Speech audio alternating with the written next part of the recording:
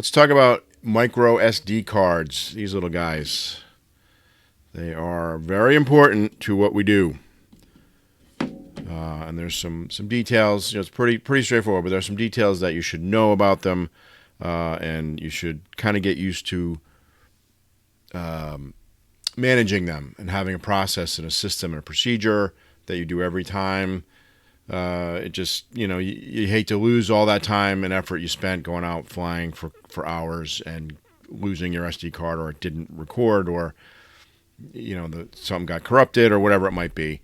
So, the drones these days are good about telling you when there's no SD card inserted, and a lot of the newer drones have a backup, memory capability to them, so you can save some things. But I wouldn't rely on that in order to to run a business, or to do drone stuff. There's too much involved to not have this nailed down and all set. So you got your SD cards. They're not all the same, so that's point number one. You need to get a UHS 3 card. Well, you can probably get away with something less than that, but I recommend a UHS 3 card.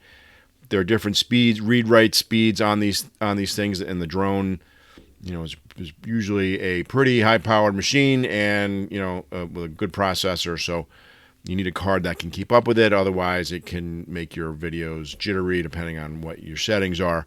Just get this straight up front, and you'll be good to go. So get a UHS 3 card.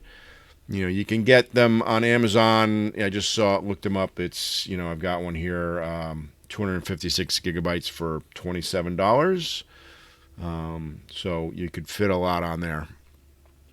I wouldn't recommend a 256 gigabyte, because that could kind of lead you a false sense of security. Like, you could start to put a lot of stuff on there and then never change it. And if you lose that SD card for whatever reason, you lose it physically, or it gets corrupted, and or gets reformatted. Everything on there is gone. So if you're not backing it up regularly, you've got an issue. So I think 64 is probably, I like those better. Those are $18.49 as of today. So that way your data is spread out. What I like to do is bring it right back and get it out of the drone, and I use a USB card reader, and it just slides in and out right there, and this just hangs off of my computer in a USB slot, and it's easy to pop this thing in and out, and it shows up as a drive on my Windows machine, and off I go. So it's pretty straightforward.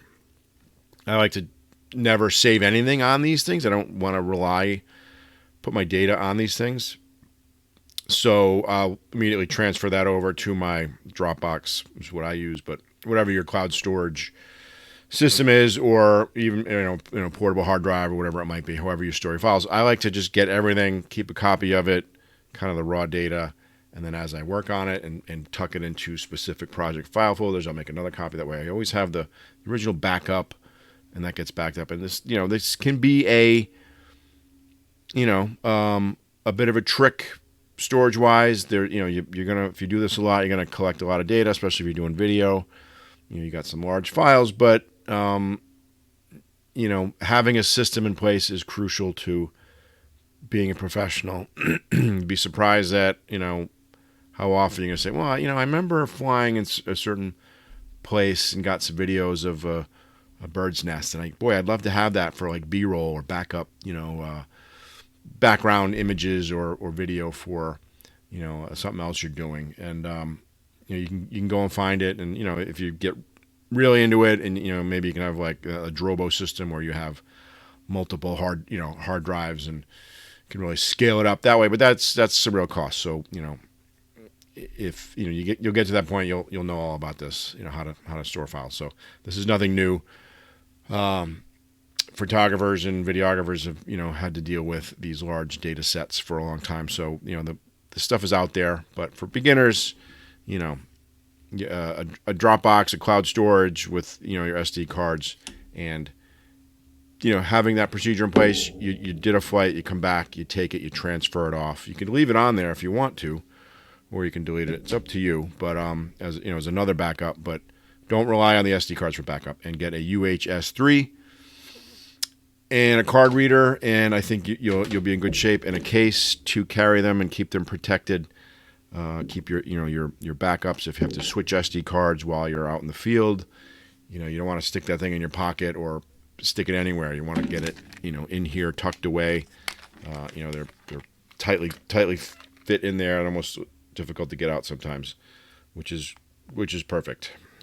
They push right in there. So get one of these as well. So a cheap investment for the peace of mind and the protection that you need. So SD card UHS 3, 64 gigabytes, what I recommend, and you'll be good to go. And a card reader in a case. All right, go for it.